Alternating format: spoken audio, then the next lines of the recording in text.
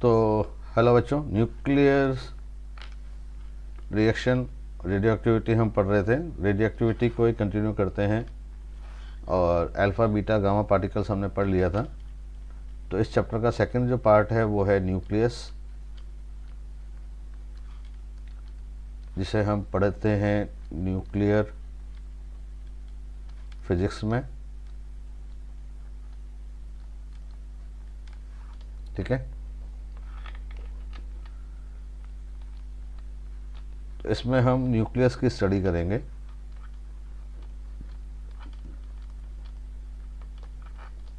ताकि हमें पता लग जाए कि आखिर रेडियो एक्टिविटी होता क्यों है। तो स्टडी ऑफ न्यूक्लियस को ही हम बोलते हैं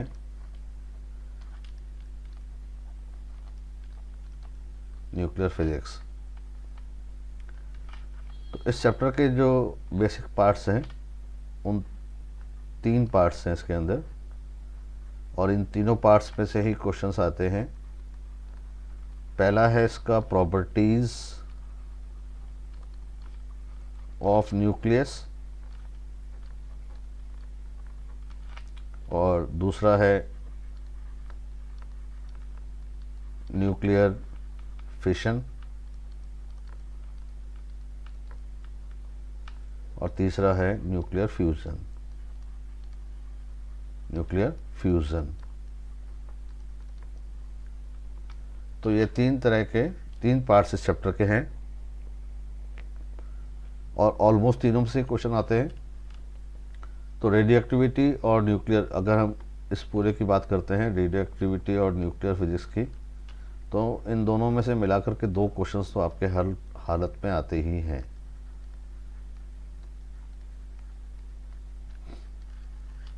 अभी तक का जो ट्रेंड रहा है, और जैसा कि आपने रेडियो एक्टिविटी भी पढ़ा, तो ज़्यादा लंबे क्वेश्चन उसमें होते नहीं हैं, पर हाँ फॉर्मूले थोड़े टिपिकल हैं जो मैंने आपको याद करना सिखाए हैं।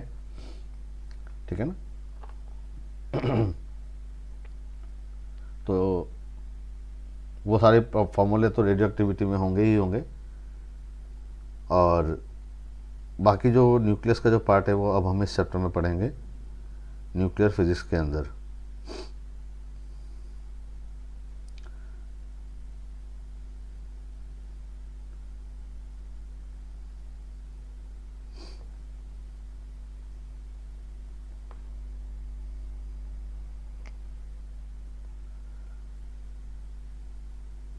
तो लिखें, न्यूक्लियर फिजिक्स स्टार्ट कर रहे हैं।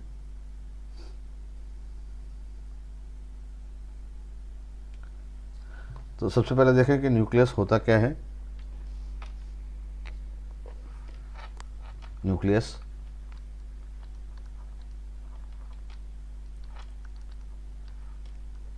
किसी भी सब्सटेंस का जो स्मॉलेस्ट यूनिट होता है वो एटम होता है, और एटम में जो होता है, एटम हैज़ 2 पार्ट्स।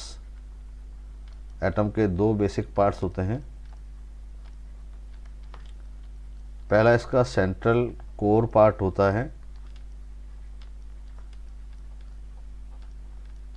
जिसे आप न्यूक्लियस कहते हैं, और इस न्यूक्लियस के बाहर ऑर्बिट्स होते हैं जिनमें इलेक्ट्रॉन्स रिवॉल्व करते रहते हैं।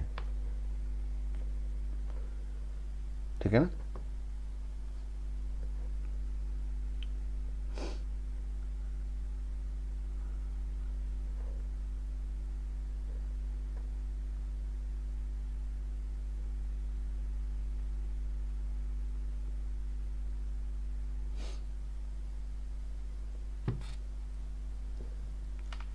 तो हम बात कर रहे हैं न्यूक्लियस की।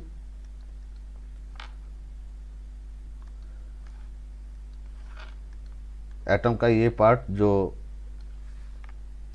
सेंटर पे रहेगा,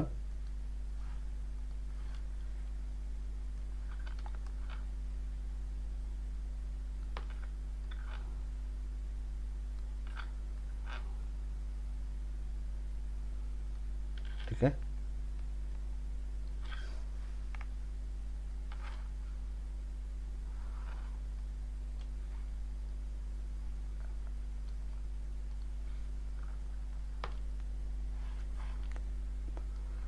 ये कहलाएगा न्यूक्लियस ये। तो सेंट्रल पार्ट जो है इसका, इसे हम बोलेंगे न्यूक्लियस, और ये ऑर्बिट्स हैं जिनमें इलेक्ट्रॉन्स सर्कुलेट करेंगे। तो ये हैं orbits.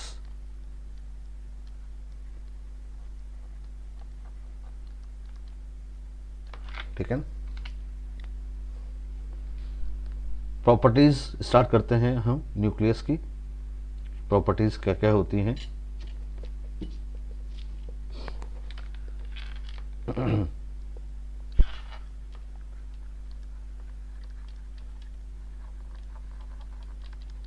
properties of nucleus. Number 1, nucleus was discovered by Rutherford. Rutherford ने इसको डिस्कवर किया था, और रदरफोर्ड ने ये बताया कि इट इज़ अ कोर, यानी कि central part of every atom.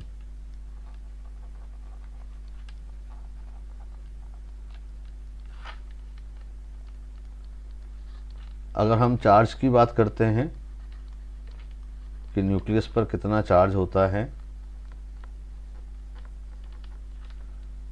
तो न्यूक्लियस पर पॉजिटिव चार्ज होता है, और ये चार्ज प्रोटॉन्स की वजह से होता है। नंबर 3, न्यूक्लियॉन्स क्या होते हैं? न्यूक्लियॉन्स,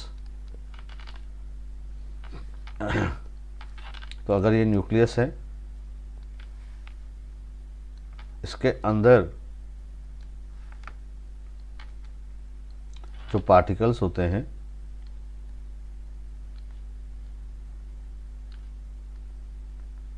ये पार्टिकल्स इसके अंदर हैं,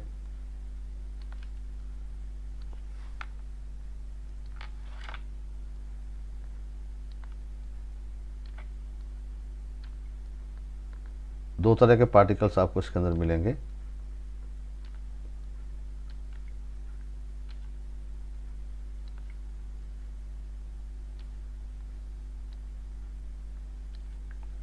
ये पिंक कलर के पार्टिकल्स जनरली जो ज़्यादा होते हैं,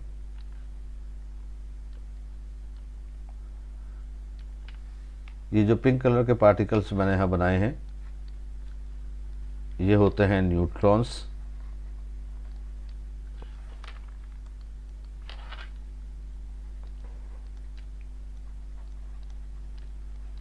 इसको हम एन से दिखाएंगे। और ये जो ब्लू कलर के हमने बनाए हैं,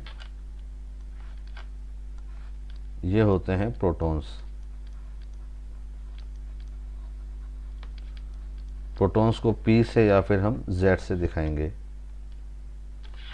राइट। तो न्यूट्रॉन्स और प्रोटॉन्स जो इस न्यूक्लियस में रहते हैं, इन दोनों को मिलाकर के ही न्यूक्लियॉन्स कहा जाता है। यानी कि न्यूक्लियस में जो रहेगा वो न्यूक्लियॉन कहलाएगा। न्यूट्रॉन जो होते हैं ये न्यूट्रल होते हैं, जिन पर कोई चार्ज नहीं होता,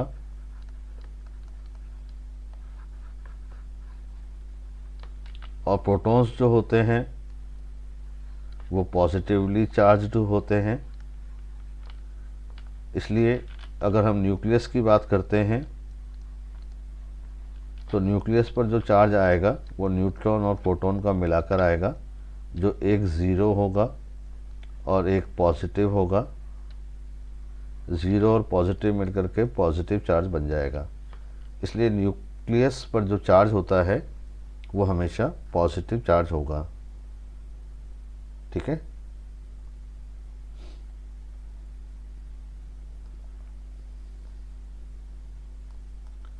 न्यूट्रॉन्स और प्रोटॉन्स को मिलाकर कहा जाएगा न्यूट्रॉन्स और प्रोटॉन्स को मिलाकर कहा जाएगा न्यूक्लियॉन्स। तो आराम आराम से आप इन प्रॉपर्टीज़ को लिखें ताकि याद भी होती जाएंगी। फोर्थ प्रॉपर्टी है कि इसको हम रिप्रेजेंट कैसे करेंगे। रिप्रेजेंटेशन ऑफ न्यूक्लियस, न्यूक्लियस को जो रिप्रेजेंट करते हैं हम वो होता है जेड एक्स ए। इसमें जो जेड होता है वो नंबर ऑफ फोटॉन्स को दिखाता है, जिसको हम एटॉमिक नंबर कहते हैं, और ये एटॉमिक नंबर ही इस पार्टिकल की पोजीशन दिखाएगा पीरियोडिक टेबल में। तो पीरियोडिक टेबल में जो पोजीशन होती है वो इस z के हिसाब से होती है। x इसका नाम होगा, यानी कि ये न्यूक्लियस की पहचान करेगा।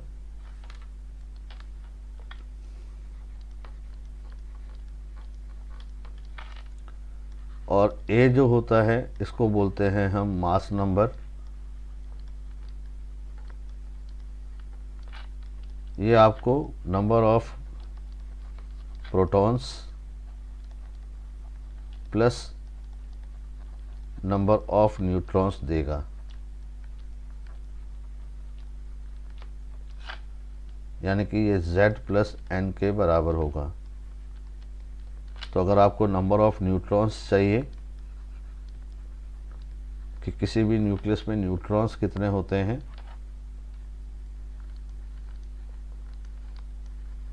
तो उनकी संख्या हो जाएगी n equal to a minus z. ठीक है। फॉर एग्जाम्पल 6C13, 6C12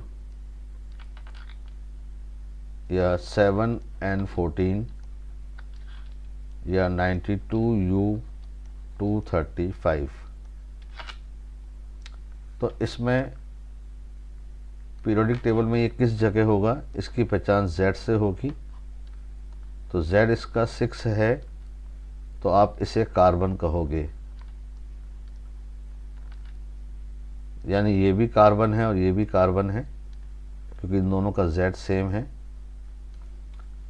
लेकिन इसके अंदर जो न्यूट्रॉन्स आएंगे वो a माइनस जेड, यानी कि 13 में से 6 माइनस हो गया 7, और इसमें होंगे 12 माइनस 6 यानी कि 6।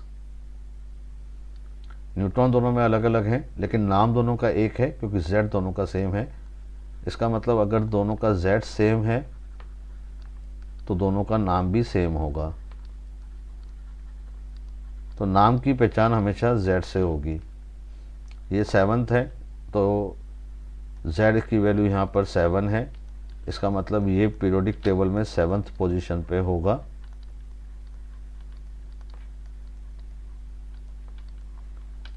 पीरियोडिक टेबल में ये आपको 7th पोजीशन पे दिखाई देगा। न्यूट्रॉन्स की संख्या चाहिए तो आप 14 में से माइनस कर दीजिए। इसके अंदर प्रोटॉन्स 92 हैं, और अगर आपको न्यूट्रॉन्स चाहिए तो a माइनस जेड यानी कि 235 माइनस 92, 235 माइनस 92, इतने इसके अंदर न्यूट्रॉन्स हो जाएंगे। 5 में से 2 गया 3 और 143 इसके अंदर न्यूट्रॉन्स हो जाएंगे। तो आपने अभी तक में ये सीख लिया है कि Z, X और A। Z आपको प्रोटॉन्स दिखाएगा और इसी से इसकी पोजीशन डिफाइन होगी पीरियोडिक टेबल में।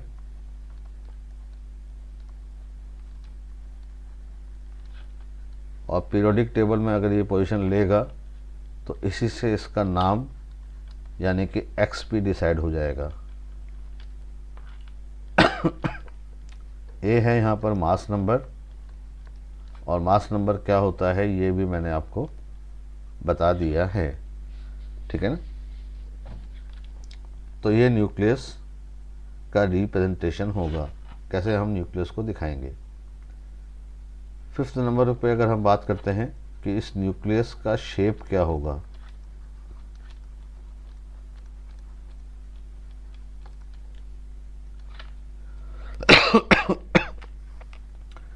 तो ऐसा माना जाता है कि ये न्यूक्लियस जो है वो एक स्फेरिकल शेप में होता है।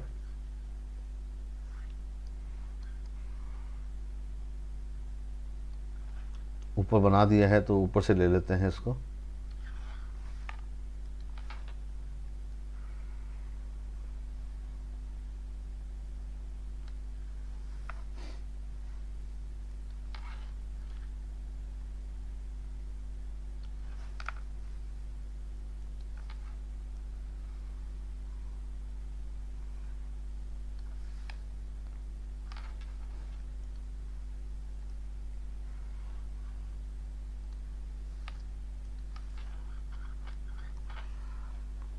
तो ये न्यूक्लियस है। अब इसका शेप कैसा होता है, तो इसका जो शेप होता है वो एग्जैक्ट फिक्स नहीं है। हमने यहाँ पर इमेजिन किया था कि इसका शेप जो है वो स्फेरिकल है, तो वास्तव में इसका शेप स्फेरिकल नहीं होता है। ये पार्टिकल्स बस इकट्ठे हो गए, और ये पार्टिकल्स जब इकट्ठे हो गए तो इसी को न्यूक्लियस कहा जाएगा। तो ये पार्टिकल इकट्ठे हो गए, तो इस तरह से अगर हम ये बाउंड्री इमेजिन करें,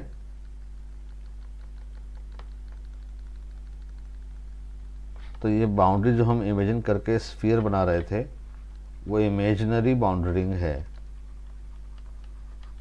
वास्तव में इसमें ऐसी कोई बाउंड्री नहीं होती, या ऐसा कोई कमरा नहीं होता, या ऐसा कोई स्फीयर नहीं होता जिसके अंदर आपने इन पार्टिकल्स को भर दिया है।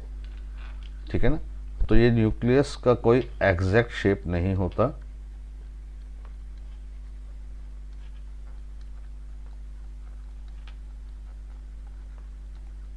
लेकिन हम इमेजिन कर लेते हैं इसको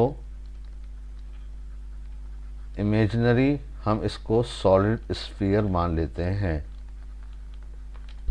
तो ध्यान रखिएगा कि वास्तव में ये स्फीयर है नहीं, लेकिन हमने इसको सॉलिड स्फीयर मान लिया है। ठीक है। वास्तव में देखा जाए तो इसका कोई शेप बाउंड्री नहीं होती है, यानी कि न्यूक्लियस में कोई बाउंड्री नहीं होती।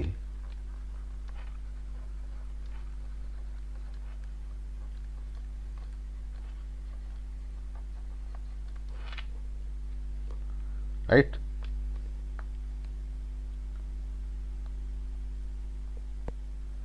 अब इसको जब आपने स्फीयर मान लिया है तो फिर इसका मतलब इसकी कुछ ना कुछ रेडियस भी होगी। तो रेडियस ऑफ स्फीयर या radius of nucleus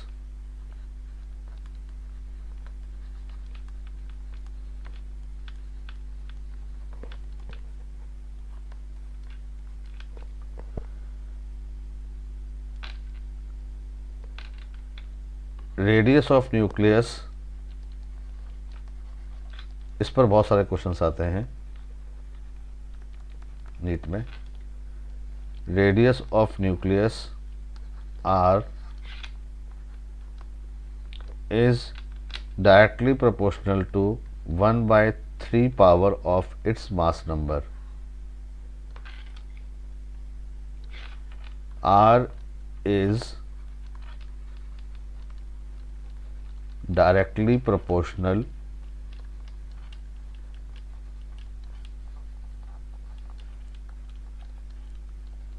to the 1/3 power of mass number. Mass number की 1/3 पावर के डायरेक्टली प्रोपोर्शनल होता है, या R equal to R0 A⁴ 1/3 होता है।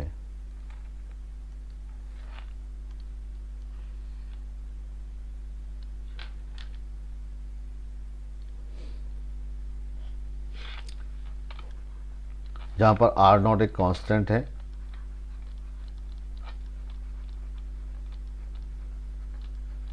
जिसको एम्पिरिकल कांस्टेंट कहते हैं।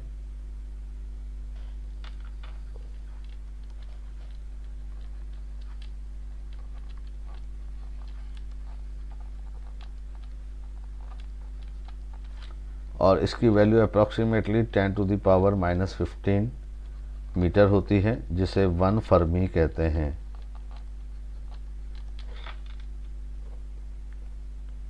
ठीक है, इसकी एग्जैक्ट वैल्यू जो होती है आर नॉट की, वो 1.2 इंटू 10⁻⁻15 होती है। पर न्यूमेरिकल में अगर आप चाहें तो 1 इंटू 10⁻⁻15 करके भी आप अपना आंसर अप्रॉक्सीमेटली ला सकते हैं। जैसे एग्जांपल के तौर पर आपके सामने ये क्वेश्चन आ जाता है,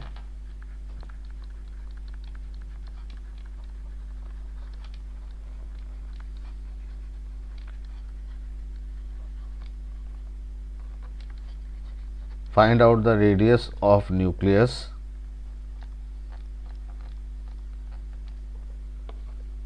आपको कोई न्यूक्लियस दे दी है 30 जिंक 64। तो आप जब इसका सॉल्यूशन करेंगे तो आपको इसका मास नंबर चाहिए। मास नंबर आपको दिख रहा है यहाँ पर 64 है, तो आपका आंसर आ जाएगा आर नॉट ए की पावर 1/3 64 की पावर 1/3। अब बाई चांस ये 64 जो है ये 4 की पावर 3 होता है, 3 से 1/3 कैंसिल हो जाएगा, तो ये 4 आर नॉट हो जाएगा। अब जब इतना इजी हो ही गया तो आर नॉट की एग्जैक्ट वैल्यू ही रख देते हैं।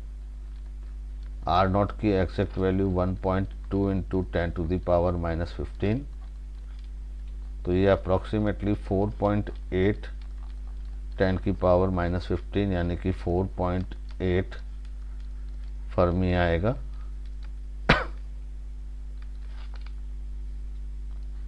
(10⁻⁻15 को फेम्टामीटर भी कहते हैं।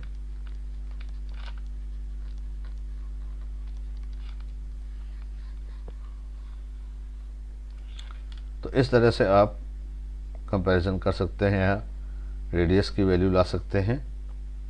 अब रेडियस के आने के बाद में फिर इससे रिलेटेड और भी बातें पूछी जा सकती हैं। ये सब प्रॉपर्टीज़ में हो रहा है। तो 6 नंबर पूरा हो गया है, 5 हो गया था, 4 1 2 3 4 5 6 हो गया। तो नेक्स्ट प्रॉपर्टी जो आती है 7th, जो इसी से जुड़ी हुई है कि इसका सरफेस एरिया क्या आएगा न्यूक्लियस का। तो न्यूक्लियस का सरफेस एरिया, इसको हम स्फीयर मान रहे हैं, तो 4πr² हो जाएगा। आर की जगह आप वही रखेंगे आर नॉट ए की पावर 1/3, तो इसका सरफेस एरिया हो जाएगा 4πr0², और मास नंबर पर आ जाएगी पावर 2/3। अब ये 2/3 आप कैसे कैलकुलेट करेंगे कि या तो आप ऐसा करें कि पहले a² कर लें, उसके बाद में आप इसका क्यूब रूट पता कर लें, या फिर पहले क्यूब रूट करके भी आप स्क्वायर में ला सकते हैं।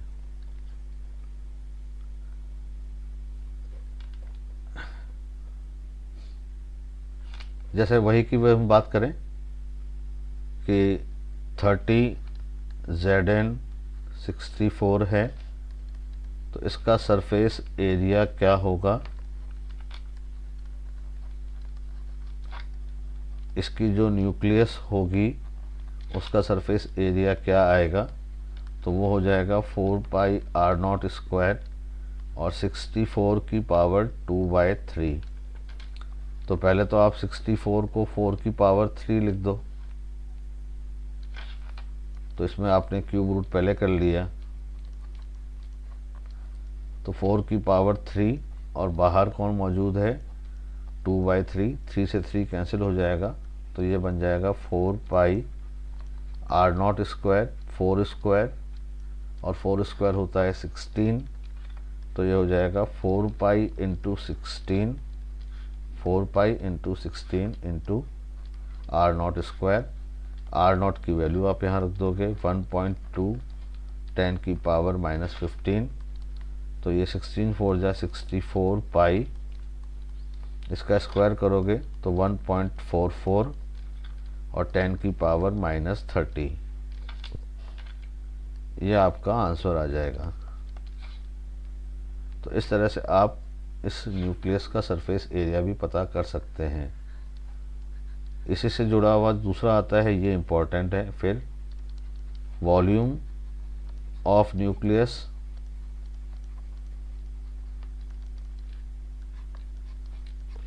न्यूक्लियस का वॉल्यूम कितना होता है। तो वॉल्यूम का जो फॉर्मूला है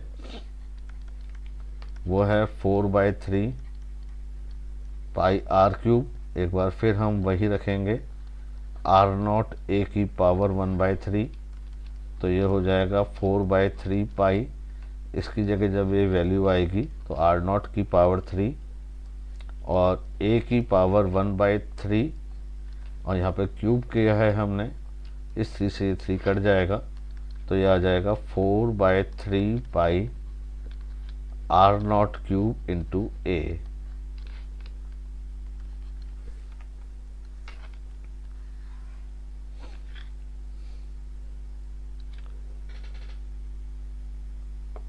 इसका मतलब वॉल्यूम जो होता है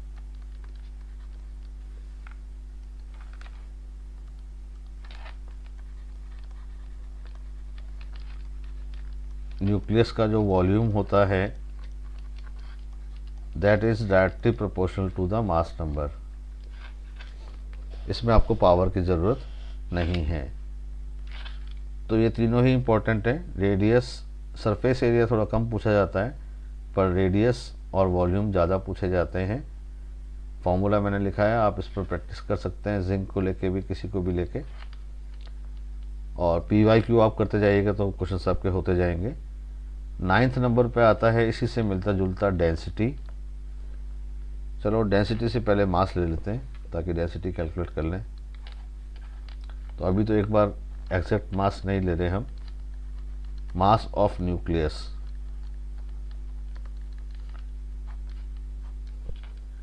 न्यूक्लियस का जो अप्रॉक्सीमेट मास है, एग्जैक्ट नहीं बल्कि अप्रॉक्सीमेट,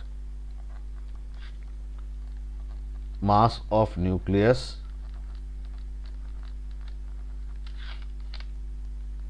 is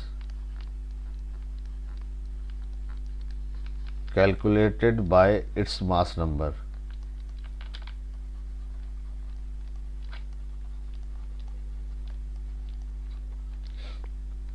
मास नंबर जितना दिखता है आपको, तो अगर ये न्यूक्लियस आपके पास में है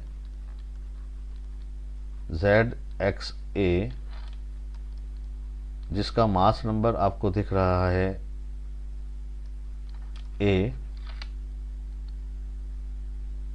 इसका मास नंबर आपको क्या दिख रहा है A,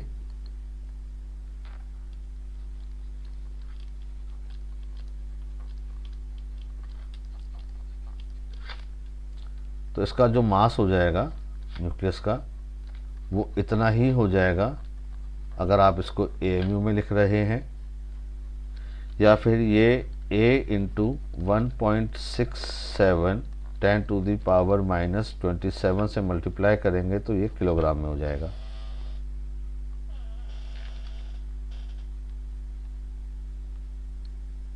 ठीक है, जैसे एग्जांपल के तौर पर अब तो आप बहुत सारा कर सकते हैं। यहाँ पर मैं न्यूक्लियस लिखता हूँ, यहाँ पर इसका मास लिखेंगे एटॉमिक मास यूनिट में, और यहाँ पर इसका मास हो जाएगा किलोग्राम में।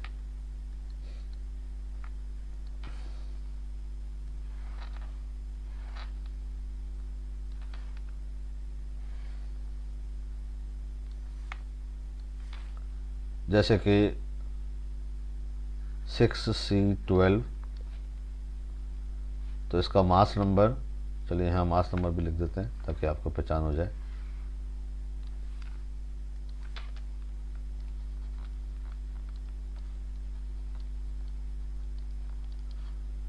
इसका मास नंबर है 12, तो इसका मास हो जाएगा 12 AMU या 12 इंटू 1.67 10⁻⁻27 किलोग्राम।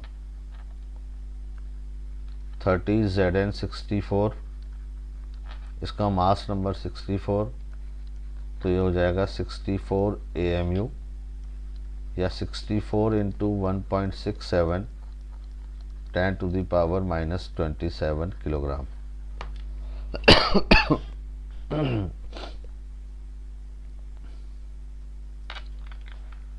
अगर आप 1 AMU की बात करते हैं कि 1 AMU क्या होता है, इसको बोलते हैं एटॉमिक मास यूनिट।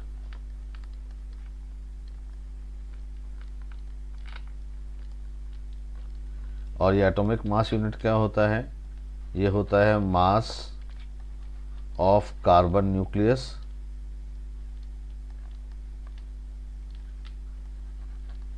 कार्बन की जो 6C12 है, इस कार्बन का न्यूक्लियस का मास लेकर के और इसमें हम 12 का डिवाइड कर देते हैं। तो ये डेफिनेशन में कई बार पूछी जाती है कि atomic mass number, atomic mass unit क्या है, तो ये भी आप जरूर से याद रखिए। तो पहचान में आ गया, अब तो आसान हो गया। तो अब आप डेंसिटी कैलकुलेट कर सकते हैं कि न्यूक्लियस की डेंसिटी क्या आएगी।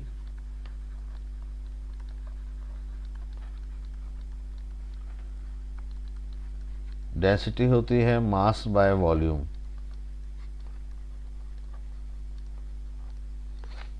तो अगर कोई न्यूक्लियस आपके पास में है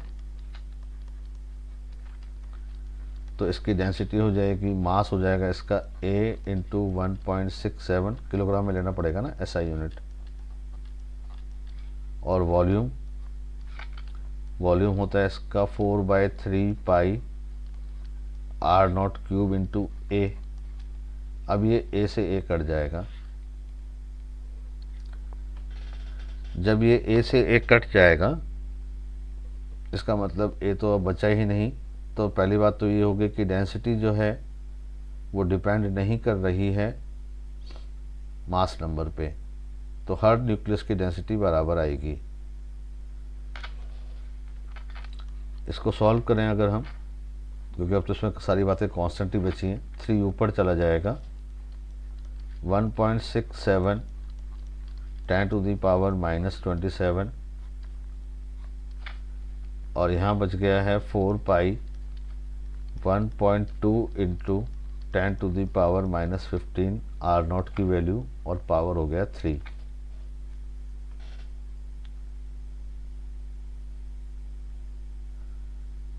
ठीक है ना।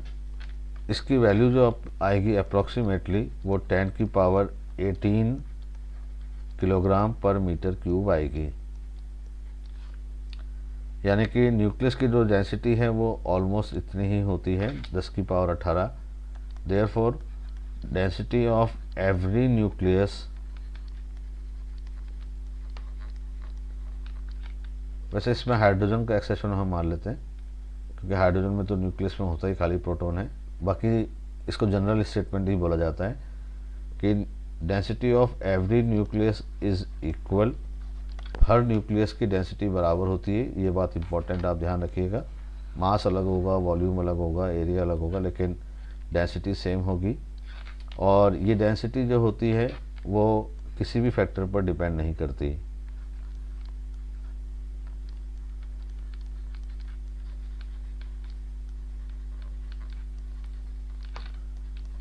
ना ही Z पर, ना ही A पर और ना ही नंबर ऑफ न्यूट्रॉन्स पर, किसी पर भी डिपेंड नहीं करती। ठीक है। ये न्यूक्लियस की प्रॉपर्टीज़ हैं और सारी की सारी प्रॉपर्टीज़ फिक्स हैं। बहुत सारी प्रॉपर्टीज़ हमने पढ़ ली हैं। अब बात करते हैं हम फोर्स इन न्यूक्लियस। न्यूक्लियस में किस तरह का फोर्स पाया जाएगा। वैसे मोटी मोटी अगर हम बात करते हैं तो न्यूक्लियस के अंदर न्यूक्लियॉन्स होते हैं और ये न्यूक्लियॉन्स एक दूसरे को अट्रैक्ट करते हैं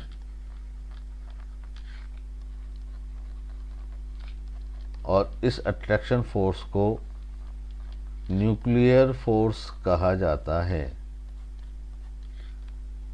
तो न्यूक्लियर फोर्स जो होगा, जो न्यूक्लियस के अंदर मिलेगा, ये किन किन के बीच में होगा। तो प्रोटॉन प्रोटॉन के बीच में भी होगा, ये न्यूक्लियर फोर्स न्यूट्रॉन और न्यूट्रॉन के बीच में भी होगा, और यही अट्रैक्शन न्यूट्रॉन और प्रोटॉन के बीच में भी होगा। ठीक है ना। और तीनों में ही ये फोर्स कैसा होगा, अट्रैक्शन का होगा।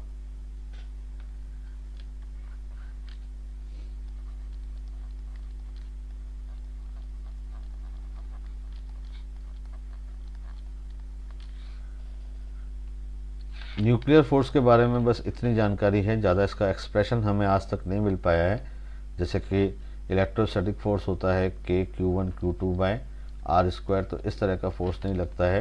पर एक बात क्लियर मानी गई है कि न्यूक्लियर फोर्स जो होता है वो ना तो ग्रेविटेशन फोर्स है जो न्यूटन ने दिया, और ना ही ये इलेक्ट्रोस्टैटिक फोर्स है जो कूलम ने दिया। ये इन दोनों से अलग है। बात समझ में आई ना। क्योंकि इलेक्ट्रोस्टैटिक तो आपको पता है कि न्यूट्रॉन में लगता ही नहीं, लेकिन यहाँ लग रहा है। तो न्यूक्लियर फोर्स ना तो ग्रेविटेशन है, इसका मतलब ग्रेविटेशन और इलेक्ट्रोस्टैटिक से ये अलग है। इसकी जो स्ट्रेंथ होती है वो इन तीनों में सबसे ज़्यादा होती है।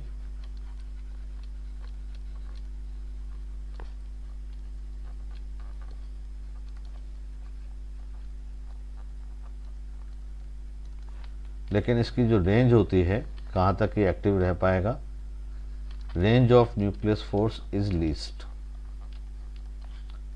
10⁻⁻15 मीटर तक ही इसका इफेक्ट रहता है। उसके बाद में न्यूक्लियस फोर्स ख़त्म हो जाता है। न्यूक्लियस और इलेक्ट्रॉन का भले लगता रहे, तो इसके अंदर का जो फोर्स है, यानी कि न्यूक्लियर फोर्स है, अंदर के जो पार्टिकल्स में लगेगा, उसकी रेंज 10⁻⁻15 मीटर है। बाहर इलेक्ट्रॉन्स होते हैं, इनके बीच में जो फोर्स होगा, यानी कि इलेक्ट्रॉन और न्यूक्लियस के बीच में जो फोर्स होगा, force between electron and nucleus,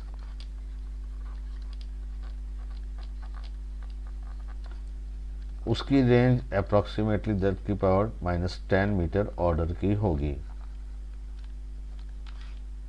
यानी कि न्यूक्लियर फोर्स अगर इतने से रीजन में पाया जाएगा, तो इलेक्ट्रोस्टैटिक फोर्स इसके 10⁵ 10⁵ टाइम्स ज़्यादा में पाया जाएगा। 10⁵ का मतलब 1000, 10⁵ का मतलब 10,000 और 10⁵ का मतलब 1,00,000। तो इतनी बड़ी रेंज में या इससे भी ज़्यादा रेंज में आपको कूलॉम फोर्स मिलेगा।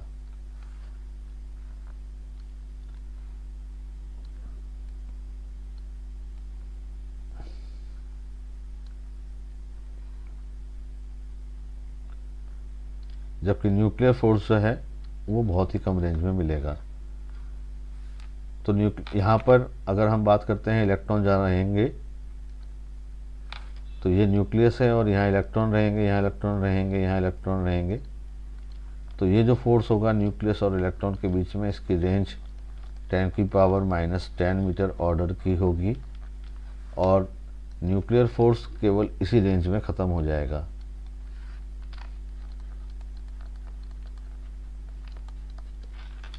लेकिन इतना स्ट्रॉन्ग है कि इसने प्रोटॉन प्रोटॉन को भी बांध दिया। प्रोटॉन और प्रोटॉन एक दूसरे को रिपेल करने चाहिए थे, लेकिन इसने उन दोनों को भी बांध के रखा है। इसका मतलब इसकी स्ट्रेंथ जो है वो सबसे ज़्यादा है, राइट। ये प्रॉपर्टीज़ हैं, प्रॉपर्टीज़ आप पढ़ेंगे बिल्कुल आराम से, सब कुछ मैंने समझा के लिखा है और पढ़ने वाले बच्चे के सामने कोई प्रॉब्लम आएगी नहीं। बहानेबाज जो बनाते हैं बहाने, उनके बहानों का कोई अंत है नहीं, जो अपनी गलतियों का ठीकरा दूसरों के सिर पे फोड़ते हैं। समझदार बच्चे जो होते हैं वो अपना ध्यान पढ़ाई में लगाते हैं।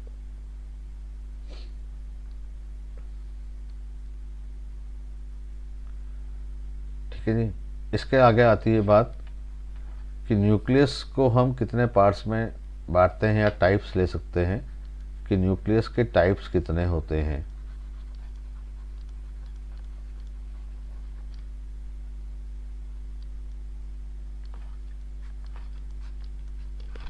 पहचान करने का तरीका है ये कि न्यूक्लियस कितने टाइप के हो सकते हैं, ठीक है ना। क्योंकि अगर हम न्यूक्लियस की बात करते हैं तो आपने देखा कि Z है, X है, X उसका नाम है और मास नंबर है। तो Z क्या दिखा रहा है आपको, प्रोटॉन।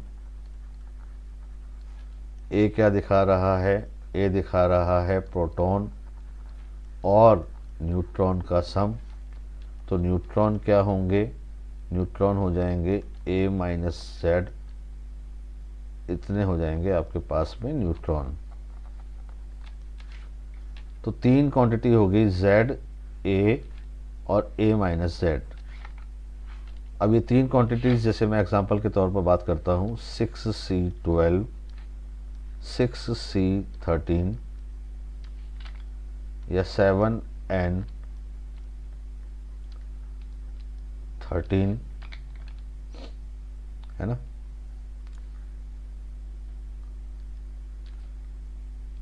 सेवन N14 या 6C14, ठीक है ना। मान लेता हूँ यहाँ पर 8O16। अब आपसे कोई बोलता है कि इन न्यूक्लियस में क्या क्या दिख रहा है, तो आप बोलोगे कि सर इन दोनों न्यूक्लियस के अंदर Z सेम है, यानी कि प्रोटॉन सेम है, लेकिन न्यूट्रॉन अलग अलग है, तभी तो मास नंबर अलग अलग है। तो वो न्यूक्लियस जिनका प्रोटॉन सेम होता है, Z सेम होता है, लेकिन न्यूट्रॉन अलग अलग होता है, ऐसी न्यूक्लियस को बोला जाता है आइसोटोप्स। क्या बोला जाता है, आइसोटोप्स। तो आइसोटोप्स की खास बात क्या होगी, आपको दिख रही है, आइसोटोप्स का Z सेम होगा और A अलग अलग होगा।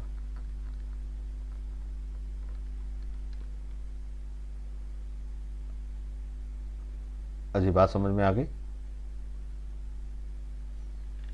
अब मैं इन दोनों की बात करता हूं यहां पर। तो इन दोनों में बच्चा बोल रहा है कि सर इन दोनों का तो A सेम है लेकिन Z अलग अलग है। A सेम है लेकिन Z अलग अलग है, तो ऐसे न्यूक्लियस को बोला जाता है आइसोबार्स।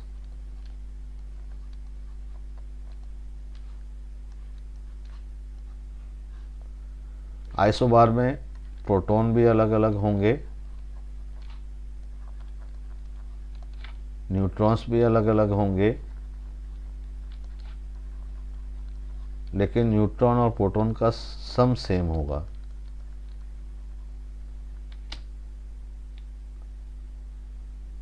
तभी तो अब इसमें देखें हम, तो इसमें प्रोटॉन कितने हैं, 6, इसमें प्रोटॉन 7, 13 में से 6 गया 7 और 13 में से 7 गया 6। तो उल्टा होता है इसमें, 6 7 है तो ऊपर 7 6 आएगा।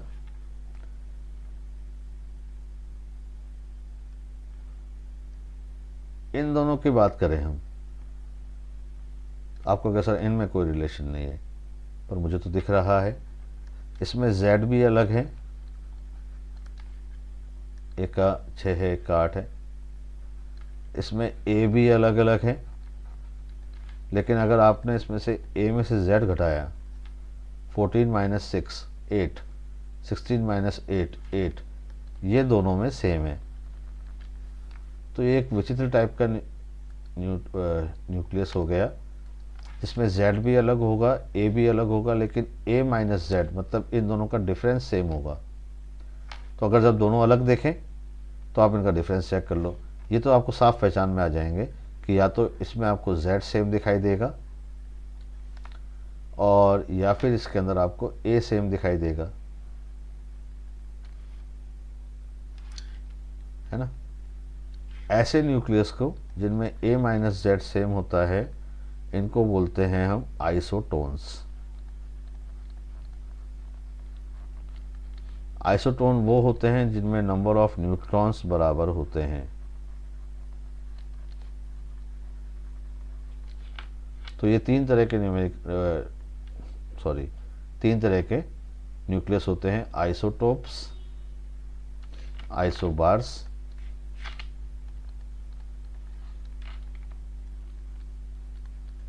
और आइसोटोन्स।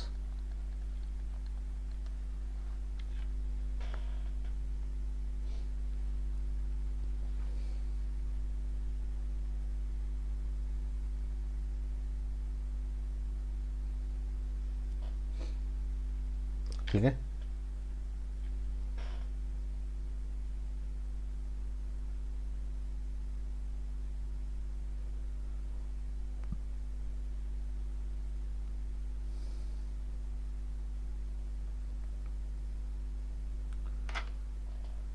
तो यहाँ तक आप इस चैप्टर को पढ़िएगा। नेक्स्ट प्रॉपर्टीज़ को हम डिस्कस करेंगे नेक्स्ट क्लास में। सारी प्रॉपर्टीज एक दिन में पढ़ेंगे तो मिक्स हो जाएगी। नोट्स आप लिखिएगा आराम से, देख देख करके, समझ समझ के। मैंने एग्जाम्पल भी कराए हैं बीच बीच में, ठीक है ना। कल हम इस चैप्टर को ख़त्म कर देंगे क्योंकि चैप्टर ज़्यादा लंबा नहीं है, तो मोस्ट प्रोबेबली कल हम इस चैप्टर को ख़त्म कर लेंगे। तो हमारा मॉडर्न फिजिक्स कंप्लीट हो जाएगा। फोटो इलेक्ट्रिक इफेक्ट हो चुका है, मैटर वेव्स भी हो चुका है, रेडियो एक्टिविटी हो चुका है, और न्यूक्लियर चल रहा है। इसके बाद में हम पढ़ेंगे सेमीकंडक्टर, और फिर हम पढ़ेंगे रे ऑप्टिक्स।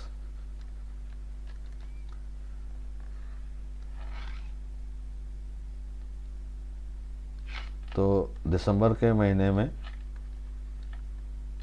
जो स्टार्ट हो रहा है उसके अंदर हम सेमीकंडक्टर और रे ऑप्टिक्स पढ़ लेंगे। जनवरी का महीना जब आएगा तो वे ऑप्टिक्स, जो छोटा सा टॉपिक है डिफ्रैक्शन इंटरफेरेंस का, पोलराइजेशन आपके हट गया है इस बार, तो वे ऑप्टिक्स हम पढ़ लेंगे। ठीक है ना। साथ में हम पढ़ेंगे magnetic effects of current. Magnetism भी 2-3 दिन का छोटा चैप्टर है, तो इस पर मैं गोला लगा देता हूँ। साथ में हम पढ़ लेंगे EMI। फरवरी में हम पढ़ेंगे AC।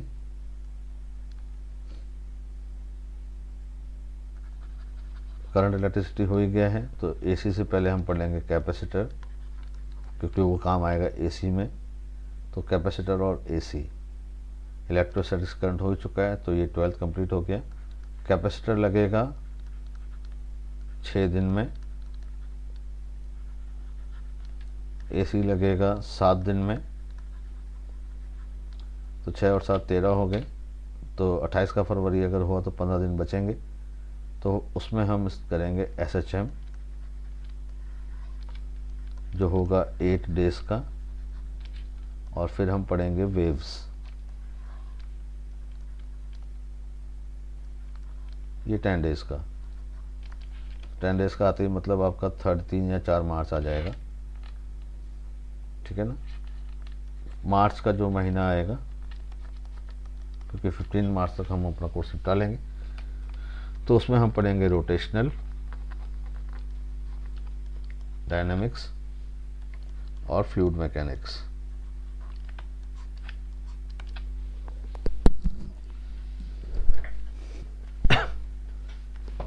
तो ये हमारे चैप्टर का या कोर्स का सिलसिला रहेगा।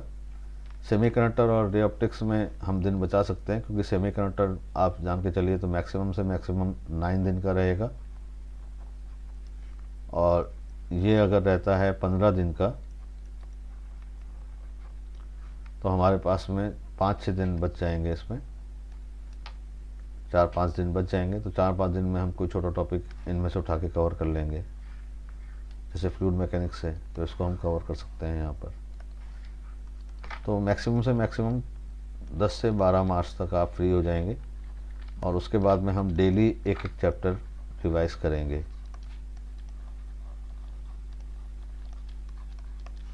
डेली हम एक चैप्टर इसमें रिवाइज करेंगे। तो आप मान के चलिए कि 15 चैप्टर हम 11th में बांटेंगे, 12 चैप्टर हम 12th में बांट देंगे, तो 27 हो जाएंगे ये। तो आपका आ जाएगा अप्रैल तक आपका सब रिवीजन भी हो जाएगा। फिर आप चाहें तो अपना घर बैठ कर के आप चाहें तो टेस्ट दे सकते हैं। मई में मेरे ख्याल से आपका नीट हो जाएगा। तो 10-12 मार्च तक आपका हर हालत में कोर्स पूरा हो जाएगा। तो आपको घबराने की ज़रूरत नहीं है। हम ज़्यादा स्लो तो चल नहीं रहे, बिल्कुल आराम से चल रहे हैं। ठीक है, चलिए मिलते हैं फिर नेक्स्ट वीडियो में।